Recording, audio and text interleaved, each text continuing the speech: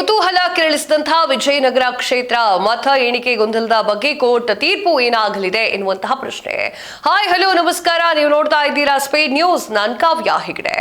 ಶೃಂಗೇರಿ ವಿಧಾನಸಭಾ ಕ್ಷೇತ್ರದಲ್ಲಿ ಅಂಚೆ ಮತ ಎಣಿಕೆಯಲ್ಲಿ ಅನ್ಯಾಯವಾಗಿದೆ ಅಂತ ಹೇಳಿ ಕೋರ್ಟ್ ಮೆಟ್ಟಿಲನ್ನ ಏರಿದ್ದಂತಹ ಬಿಜೆಪಿಯ DN ಜೀವರಾಜ್ ಅವರು ಕೊನೆಗೂ ಕೂಡ ಅವರಿಗೆ ಜಯ ಸಿಕ್ಕಿದ ವಿಚಾರ ನಿಮ್ಗೆ ಗೊತ್ತೇ ಇದೆ. ಟಿ.ಡಿ. ರಾಜೇಗೌಡರ ವಿರುದ್ಧ ಜೀವರಾಜ್ ಅವರು ಗೆಲುವನ್ನ ಸಾಧಿಸಿದ್ದಾರೆ. ಈ ಗೆಲುವಿನ ಬೆನ್ನಲ್ಲೇ ಜಯನಗರ ವಿಧಾನಸಭಾ ಕ್ಷೇತ್ರದ ಚುನಾವಣಾ ಫಲಿತಾಂಶದ ಬಗ್ಗೆ ಎಲ್ಲರ ಚಿತ್ತ ನೆಟ್ಟಿದೆ.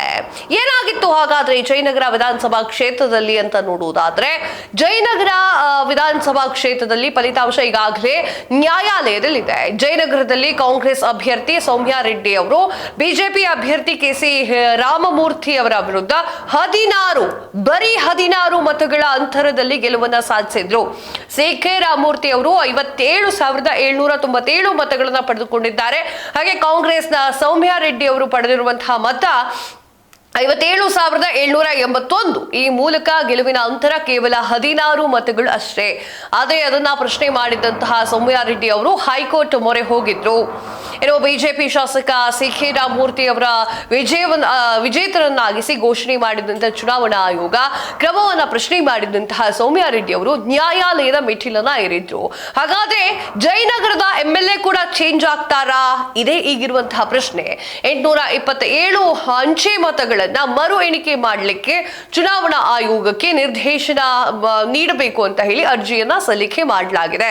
ಸೌಮ್ಯ ರೆಡ್ಡಿ ಅವರ ಆಕ್ಷೇಪಗಳೇನು ಅಂತ ನೋಡುವುದಾದ್ರೆ, ಅಂಚೆ ಮತಗಳ ಎಣಿಕೆಯಲ್ಲಿ ಅಕ್ರಮ ನಡೆದಿದೆ ಎನ್ನುವುದು ಸೌಮ್ಯ ರೆಡ್ಡಿ ಅವರ ಆಕ್ಷೇಪವಾಗಿತ್ತು. ಇನ್ನು ಮರು ಎಣಿಕೆಯ ಸಂದರ್ಭದಲ್ಲಿ ಅಂಚೆ ಮತಗಳ ಸಂಖ್ಯೆಯಲ್ಲಿ ವ್ಯತ್ಯಾಸ ಕಂಡು ಬಂದಿದೆ. ಅಷ್ಟೇ ಅಲ್ಲದೆ ಮತ ಎಣಿಕೆಯ ವೇಳೆ ಅನಧಿಕೃತ ಹಸ್ತಕ್ಷೇಪ ನಡೆದಿದೆ. ಬಿಜೆಪಿ ಸಂಸದ ತೇಜಸ್ವಿ ಸೂರ್ಯ ಅವರು ಮತ ಎಣಿಕೆ ಕೇಂದ್ರಕ್ಕೆ ಅಕ್ರಮವಾಗಿ ಪ್ರವೇಶ ಮಾಡಿದ್ದಾರೆ ಅಂತ ಹೇಳಿ ಕೈ ನಾಯಕರು ಆರೋಪವನ್ನ ಮಾಡಿದ್ರು. ಇದೇ ವಿಚಾರಕ್ಕೆ ಸಂಬಂಧಪಟ್ಟಂತೆ ಸೌಮ್ಯ ರೆಡ್ಡಿ ಅವರು ಫಲಿತಾಂಶವನ್ನ ಪ್ರಶ್ನೆ ಮಾಡಿದ್ದಾರೆ. ಕರ್ನಾಟಕ ಹೈಕೋರ್ಟ್ನಲ್ಲಿ ಚುನಾವಣಾ ಅರ್ಜಿಯನ್ನ ಸೌಮ್ಯ ರೆಡ್ಡಿ ಅವರು ಪ್ರಶ್ನೆ ಮಾಡಿದ್ರು. ಅಲ್ಲದೆ ರಾಮಮೂರ್ತಿ ಅವರು ಆಯ್ಕೆಯನ್ನ ರದ್ದುಗೊಳಿಸಬೇಕು ಅಂತ ಹೇಳಿ ಕೋರಿದ್ರು. ಇನ್ನು ಸ್ವಲ್ಪ ಮುಂದೆ ಹೋಗಿ ಯೋಚನೆ ಮಾಡುವುದಾದ್ರೆ, ಈ ಪ್ರಕರಣದಲ್ಲಿ DVDಗಳು ಹಾಗೂ ಪೂರಕ ದಾಖಲೆಗಳನ್ನ ಸಾಕ್ಷ್ಯವಾಗಿ ದಾಖಲೆ ಮಾಡಿಕೊಳ್ಳಲಿಕ್ಕೆ ಹೈಕೋರ್ಟ್ ಅನುಮತಿಯನ್ನ ನೀಡಿತ್ತು. ಆದ್ರೆ CK ರಾಮಮೂರ್ತಿ ಅವರು ಹೈಕೋರ್ಟ್ನ ಈ ಒಂದು ಆದೇಶವನ್ನ ಸುಪ್ರೀಂ ಕೋರ್ಟ್ ಮೊರೆ ಹೋಗಿದ್ರು. ಆದ್ರೆ ಹೈಕೋರ್ಟ್ ಆದೇಶದ ವಿರುದ್ಧ CK ರಾಮಮೂರ್ತಿ ಅವರು ಸಲ್ಲಿಸಿದಂತಹ ಅರ್ಜಿಯನ್ನ ಭಾರತದ ಸುಪ್ರೀಂ ಕೋರ್ಟ್ ವಜಾಗೊಳಿಸುತ್ತೆ. ಮಾರ್ಚ್ 2ರಿಂದ ಈ ಒಂದು ಅರ್ಜಿಯನ್ನ ಪ್ರತಿದಿನ ವಿಚಾರಣೆ ನಡೆಸಿ 1 ತಿಂಗಳಿನಲ್ಲಿ ಅರ್ಜಿ ವಿಲೇವಾರಿ ಮಾಡಲಿಕ್ಕೆ ಆದೇಶವನ್ನ ನೀಡಲಾಗುತ್ತೆ. ಹೈಕೋರ್ಟ್ ಮುಂದೂಡಿತ ಈ ಒಂದು ಹಿನ್ನೆಲೆಯಲ್ಲಿ ನ್ಯಾಯಾಲಯದ ಆದೇಶ ಮಹತ್ವವನ್ನ ಪಡೆದುಕೊಂಡಿದೆ. ಶೃಂಗೇರಿಯಲ್ಲಿ ನಡೆದಂತಹ ಪ್ರಕರಣ ಮತ್ತೆ ಮರುಕಳಿಸುತ್ತಾ ಅನ್ನುವಂತಹ ಪ್ರಶ್ನೆ ಈಗ ಮೂಡಿದೆ. ಸೌಮ್ಯ ರೆಡ್ಡಿ ಅವರು ಈಗ MLA ಆಗ್ತಾರೆ ಅನ್ನುವಂತಹ ಪ್ರಶ್ನೆ ಸದ್ಯಕ್ಕೆ ಬರ್ತಾ ಇರುವಂತದ್ದು. ಕುತೂಹಲ ಮೂಡಿಸಿದ್ದು ಶೃಂಗೇರಿ ಕ್ಷೇತ್ರ. ಶೃಂಗೇರಿಯಲ್ಲಿ ಜೀವರಾಜ್ ಅವರು 3 ವರ್ಷಗಳ ಕಾಲ ಅಧಿಕಾರವನ್ನ ಅನುಭವಿಸಲು ಆಗಲಿಲ್ಲ. ಆದ್ರೆ ಇದೀಗ ಅವರನ್ನ ಚುನಾವಣಾ ಆಯೋಗ ಶಾಸಕ ಅಂತ ಹೇಳಿ ಘೋಷಣೆ ಮಾಡಿದೆ. ಆದರೆ ಶೃಂಗೇರಿಯಲ್ಲಿ ವೋಟ್ ಚೋರಿ ಅಲ್ಲ, ವೋಟ್ ಡಕಾಯಿತಿ ನಡೆದಿದೆ ಅಂತ ಹೇಳಿ ಕಾಂಗ್ರೆಸ್ ಅವರು ಆರೋಪವನ್ನು ಮಾಡಿದ್ರು. ಆದ್ರೆ ಈ ನಡುವೆ ಸ್ಪೀಕರ್ ಕಚೇರಿಯ ಜೀವರಾಜ್ ಅವರು ಪ್ರಮಾಣ ವಚನವನ್ನ ಸ್ವೀಕಾರ ಮಾಡ್ತಾರೆ.